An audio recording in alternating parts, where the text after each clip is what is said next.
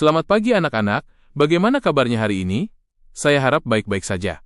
Baik anak-anak, hari ini kita akan berlatih soal asesmen kompetensi minimum atau AKM, dengan topik zat, sifatnya, dan perubahan yang terjadi. Bapak akan membacakan soal satu persatu, lalu kita bahas jawabannya bersama-sama. Siap?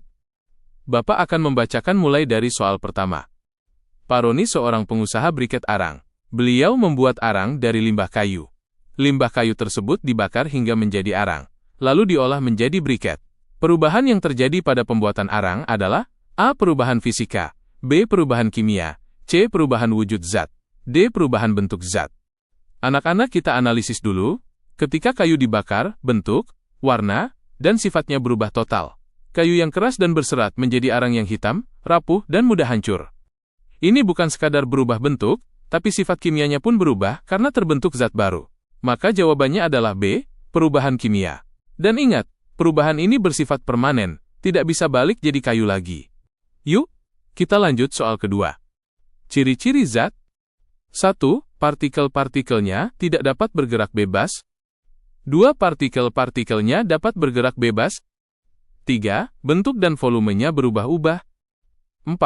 Bentuknya tetap dan volumenya berubah-ubah. Yang merupakan ciri zat gas adalah A. 1 dan 3B, 2 dan 3C, 1 dan 4D, 2 dan 4. Anak-anak coba ingat gas itu bentuknya mengikuti wadah, volumenya pun menyesuaikan. Partikelnya bisa bergerak bebas. Jadi yang benar adalah nomor 2 dan 3. Artinya jawabannya adalah B. Oke, berikutnya Bapak bacakan soal ketiga. Sekelompok siswa memisahkan air berlumpur dengan gelas, corong, dan kertas saring, hingga airnya menjadi jernih. Metode pemisahan campuran yang digunakan adalah A. Filtrasi, B. Evaporasi, C. Kromatografi, D. Distilasi. Bapak akan jelaskan. Kalau memisahkan zat padat dari zat cair menggunakan kertas saring, itu disebut filtrasi. Jadi jawabannya adalah A. Masih semangat anak-anak, kita lanjut ke soal keempat. Zat yang dipisahkan pada percobaan tadi adalah A. Zat padat dengan zat cair, B. Zat padat dengan zat padat, C.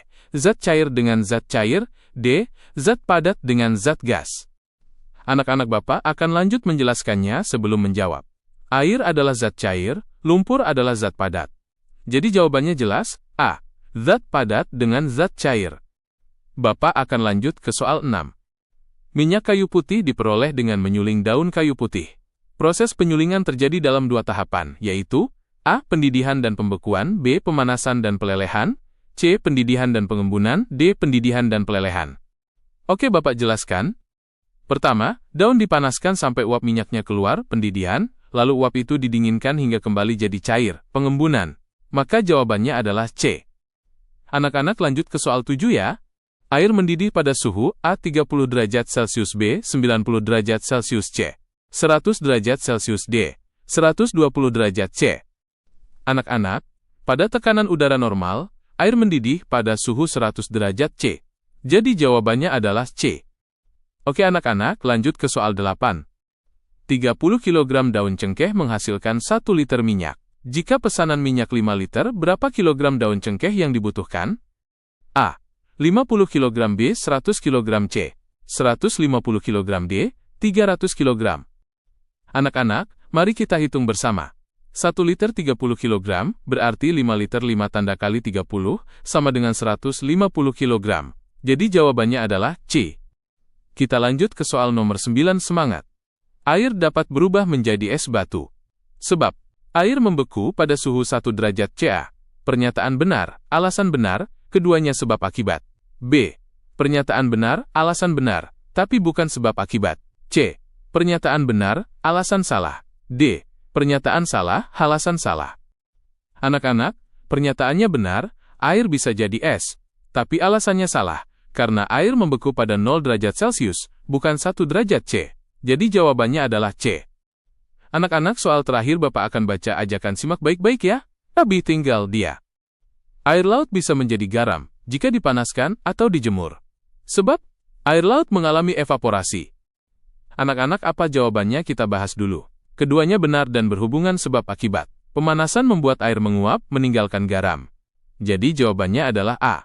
Anak-anak, hari ini kita sudah membahas soal-soal AKM tentang zat dan perubahannya. kita belajar bahwa perubahan zat bisa bersifat fisika atau kimia, gas punya sifat khas, dan kita juga belajar metode pemisahan. Semoga kalian semakin paham dan bisa menerapkannya di kehidupan sehari-hari. Baik anak-anak, cukup sekian pelajaran kita hari ini. Tetap semangat belajar, dan jangan lupa membaca materi sebelum ujian. Sampai jumpa di pelajaran berikutnya.